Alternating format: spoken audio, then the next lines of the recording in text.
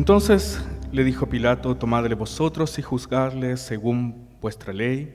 Y los judíos dijeron: a nosotros no nos está permitido dar muerte a nadie, para que se cumpliese la palabra que Jesús había dicho, dando a entender de qué muerte iba a morir. Entonces Pilato volvió a entrar en el pretorio y llamó a Jesús y le dijo: ¿eres tú el rey de los judíos? Jesús le respondió: ¿dices tú esto por ti mismo o te lo han dicho otros de mí? Entonces Pilato le respondió: ¿soy yo acaso judío? Tu nación y los principales sacerdotes te han entregado a mí. ¿Qué has hecho? Respondiendo Jesús, dijo: mi reino no es de este mundo. Si mi reino fuera de este mundo, mis servidores pelearían para que yo no fuera entregado a los judíos, pero mi reino no es de aquí. Le dijo entonces Pilato: ¿luego eres tu rey? Respondió Jesús: tú dices que yo soy rey. Yo para esto he nacido y para esto he venido al mundo, para dar testimonio a la verdad. Todo aquel que es de la verdad oye mi voz. Palabra del Señor. Pueden tomar sus asientos, mis hermanos.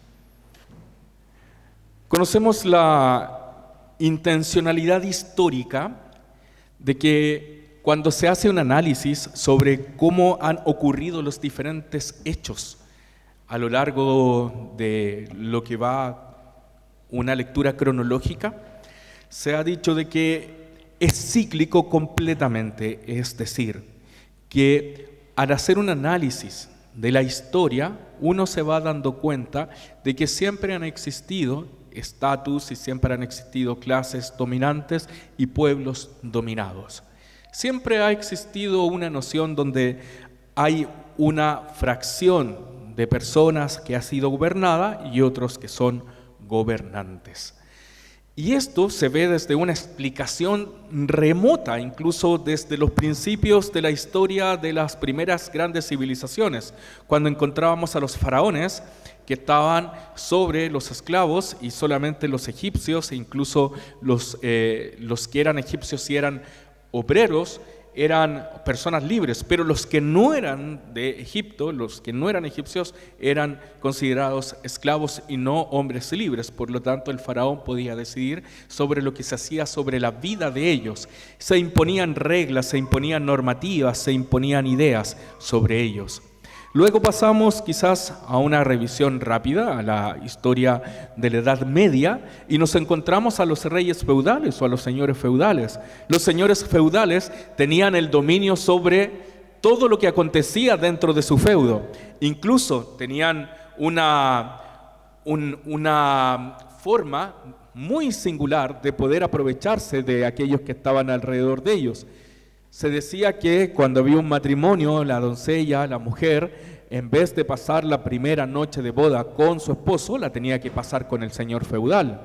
Ellos ejercían una dominación, y si es que la dominación no era dada a través de lo voluntario, se ejercía entonces la fuerza para poder dominar al otro. La historia constantemente nos ha enseñado eso. Incluso si vamos a la historia de la Edad Moderna, nos encontramos a los reyes modernos o a los grandes conquistadores o emperadores. No es difícil recordar la idea grande de Napoleón de poder unificar Francia y poder someter a todos los pueblos y los imperios pequeños y grandes bajo una sola monarquía, y esa monarquía iba a ser donde él se iba a imponer como rey con sus ideas y sus pretextos. No es tampoco difícil recordar a Adolf Hitler como una persona que quería imponer su idea de nacionalsocialismo por sobre toda la humanidad, partiendo desde crear un Reich o un reino en la antigua Europa o en Alemania, principalmente con los países más nórdicos. Siempre una idea de opresor sobre los oprimidos, siempre una idea de los que gobiernan sobre los gobernados. En el día de hoy, no tan lejano a nuestras propias historias de Latinoamérica, hemos tenido una estructura que ha sido marcada sobre aquellos que quieren imponer sus ideas a costa incluso de la tortura, de la violación de derechos humanos, a pesar de que se puedan crear desapariciones, muerte, pero se impone la idea. Y hoy día estamos amenazados como sociedad mundial frente a una posible nueva guerra que está potencialmente puesta.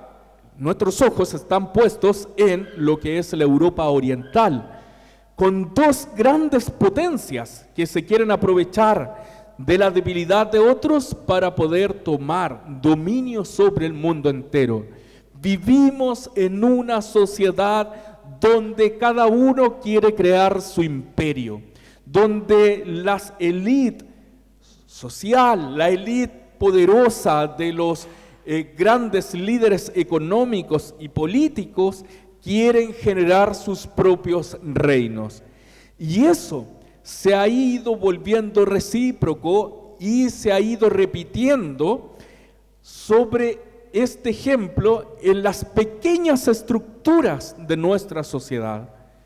No por ir más lejos, muchas veces en pequeños dominios o en pequeñas organizaciones encontramos quizás a una persona que pretende ser un caudillo, un gran líder y que quiere apropiarse de una pequeña organización para hacer o deshacer sin que nadie le cuestione el poder que tiene o la autoridad que tiene.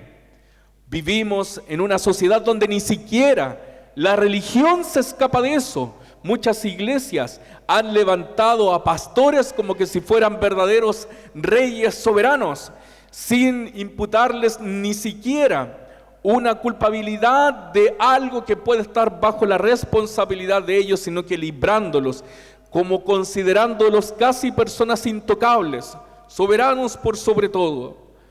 Creemos muchas veces que los líderes religiosos y los líderes sociales trabajan exclusivamente para ellos y para el bien y beneficio personal.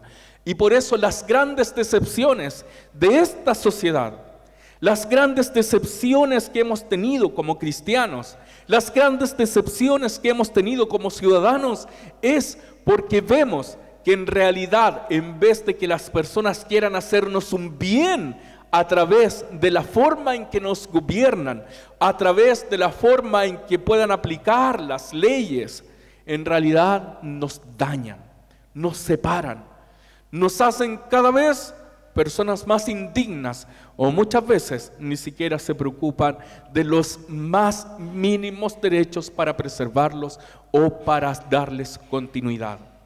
El caso histórico donde se escribe el Nuevo Testamento es también reflejo de una sociedad que tiene dos polos.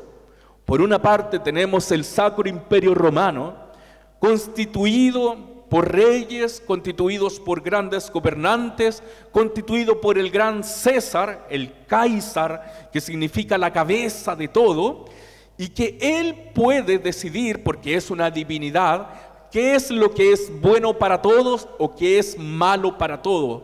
Incluso puede dar un decreto de ley donde se pueda mutilar o matar o quitarle la vida a una persona.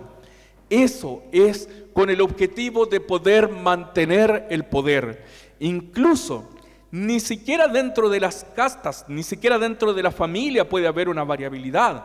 Al contrario, el que hereda el poder es parte de la familia real. El que hereda el poder es parte del mismo imperio. No puede ser una persona ajena. Cualquier piedra en el zapato, cualquier incomodidad debe ser completamente aplastada, invisibilizada y dejándola absolutamente de lado. Eso es lo que pasa con Jesús. Jesús no quiere responder al orden establecido de la forma social como se ha vivido durante siglos y durante años, la autoridad que se ha ejercido en contra de la población y en contra de los seres humanos. Jesús va a ser condenado, pero no por ser el Hijo de Dios. Jesús va a ser condenado a la muerte porque es un subversivo, porque es un revolucionario. Jesús va a ser condenado a la muerte porque es una persona que incomoda al imperio e incomoda totalmente a los líderes religiosos de ese tiempo, que son los judíos y los fariseos. Las personas que tienen el poder religioso ven en Jesús una amenaza. Este se cree hijo de Dios y quiere venir a apropiarse de la verdad. Quiere venir a decirnos lo que debemos hacer, lo que estamos haciendo mal, e incluso nos ha avergonzado delante del pueblo diciendo de que somos falsos religiosos o falsos maestros. Por lo tanto, si Jesús no está con nosotros, hay que eliminarlo. Es una persona no grata para la religiosidad. Jesús dice que hay que vivir la religión de otra manera, que el amor se debe vivir desde otra perspectiva. Él se presenta en el monte de las bienaventuranzas para decir que son bienaventurados y felices los que tienen hambre y sed de justicia. Él dice, cuando se presenta en la sinagoga, cuando comienza su ministerio, que Él viene a pregonar libertad a los oprimidos, y a decir que pueden tener vista los ciegos, libertad a todos aquellos que han sido oprimidos o se han sentido mitigados, minorizados por otros que están en el poder. Por eso es que Jesús se encuentra delante de Pilato, porque la religión, los fariseos, los saduceos, aquellos judíos importantes le han acusado y han dicho: este hombre, esta persona me incomoda, por lo tanto debe ser juzgada.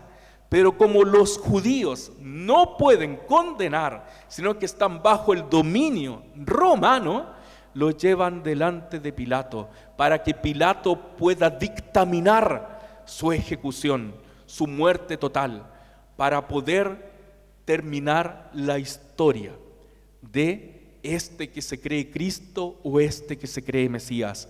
Ese es el problema que se da. Entonces Pilato necesita una prueba contundente para poder decir: amenaza el imperio. Porque una persona como Jesús, humilde, sencillo, que una semana atrás había entrado a Jerusalén sobre un pollino, que estaba comiendo con los pobres, con los pecadores, con las prostitutas, con los cobradores de impuestos. Este hombre sencillo y humilde, que nunca tomó una espada, ni tampoco un cuchillo, ni azotó a nadie, no representa un problema para el gran imperio romano. Entonces, la forma en que pueden dejar tranquilo a los judíos y ejecutar la muerte de Jesús es la pregunta capciosa que hace Pilatos: ¿eres rey o no eres rey? Y si eres rey, ¿de qué se trata tu reino entonces? ¿Es una amenaza el reino de Dios para el día de hoy? ¿Es una amenaza el reino de Dios para las ideas del mundo romano? Eso es lo que quiere descubrir Pilato. Por lo tanto, la respuesta de Jesús es una respuesta muy inteligente, muy sabia. Mi reino no es de este mundo. Sí, soy rey, pero mi reino no es de este mundo. Es decir, no estoy bajo los parámetros de lo que tú entiendes como reinado, de lo que tú entiendes como monarquía. No estoy bajo los parámetros de lo que la gente, la sociedad, entiende como el gran reinado de un poderoso que viene a apropiarse con espada, con sangre, con muerte de otros para tomar el poder. Jesús no es el rebelde revolucionario que pretende tomarse el poder. Al contrario, Jesús es el que quiere destruir toda cosa que pueda corromper la dignidad del ser humano. Jesús quiere destruir el egoísmo con el que trabaja el ser humano para mantener el poder. Quiere destruir las malas costumbres. Quiere destruir realmente aquello que ha corrompido el ser humano, pero no con la espada, con el fuego, ni tampoco con la condena, sino que a través de un arma que es más poderosa: el amor y la reconciliación, la esperanza. La idea del reino de Dios se basa y se constituye sobre el ideal de la justicia, del amor y de la comunión. Es un reino alternativo. No es la imposición de una normativa, sino que es el reino de la verdad, del amor y de la reconstrucción, e incluso sobre las cenizas o sobre aquellas cosas que habían sido destruidas. Jesús representa al Rey, sin duda alguna. Jesús es Rey, Jesucristo es Rey, pero no como lo entiende la sociedad.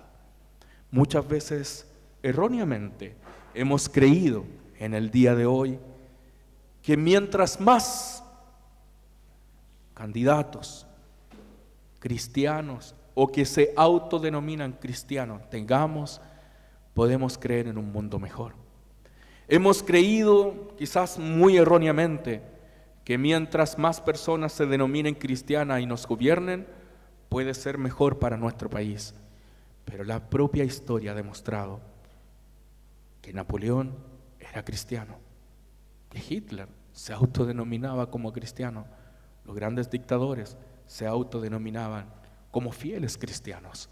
Por lo tanto, no hay una garantía frente a eso, porque han entendido la imposición del cristianismo como un reinado secular, común y corriente. Hoy lo que se quiere instalar es la idea del reino de Dios, donde Jesús es el Rey que representa el ejemplo del cómo vivir, no del cómo oprimir, sino de cómo liberar, de cómo amar, no del cómo odiar. Jesús representa el reinado del que quiere construir, no del que quiere destruir. Por lo tanto, nosotros hoy día como cristianos, como hombres y mujeres, podemos creer en el reino de Dios que se instale en medio de nuestras vidas, pero lo debemos creer como ese reino de esperanza, ese reino de bondad, y debemos trabajar como fieles cristianos para poder decir realmente desde nuestro corazón, como lo dice la celebración litúrgica del día de hoy: Jesucristo es Rey, pero es aquel Rey que representa el amor de Dios derramado a los hombres y a las mujeres. Jesucristo es el Rey que representa el perdón y la reconciliación de los unos con los otros. Jesucristo es el Rey que representa la justicia que traerá la paz. Jesucristo es el Rey del universo que nos trae la esperanza de un mundo nuevo, fuera de nuestras expectativas humanas. No es el imperialismo, no es la monarquía. Jesucristo es Rey del universo, por sobre la historia de la humanidad, por sobre nuestros preceptos humanos. Y Él va en la batalla junto con nosotros, liderando cada una de nuestras luchas. Él es el Rey que hoy día representa nuestra esperanza. Él es el Rey que hoy día representa que sí podemos seguir creyendo, hermanos y hermanas.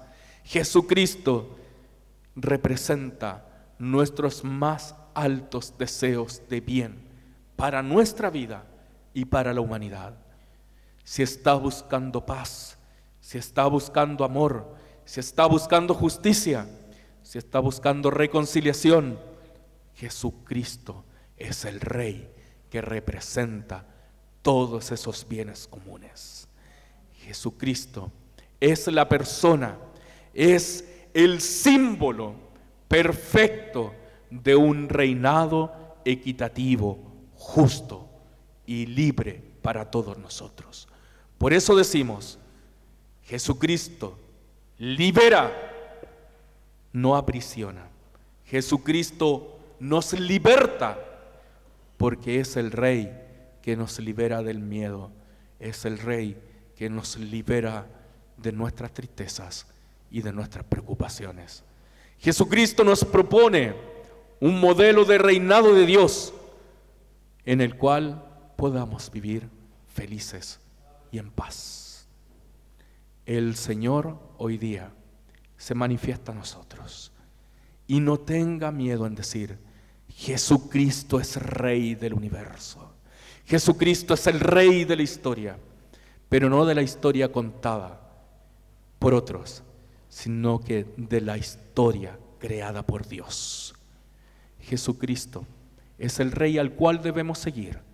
Jesucristo es el Rey en el cual nuestra iglesia debe poner los ojos.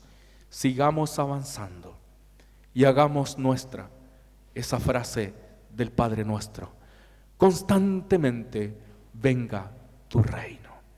Venga tu reino, Señor. Traiga paz, traiga amor, no como lo ofrece el reinado de estos tiempos. Mi reino no es de este mundo. Mi reino es mayor y sobrepasa a este mundo. Ese es nuestro Señor. Vayamos y confiemos y creamos. Hay un Rey que va con nosotros y que está con nosotros. No esperemos de otros que nos den las cosas que solo Dios nos puede dar. Dios nos dará lo que su reino nos promete, y eso está al alcance de cada uno de nosotros. Oremos al Señor.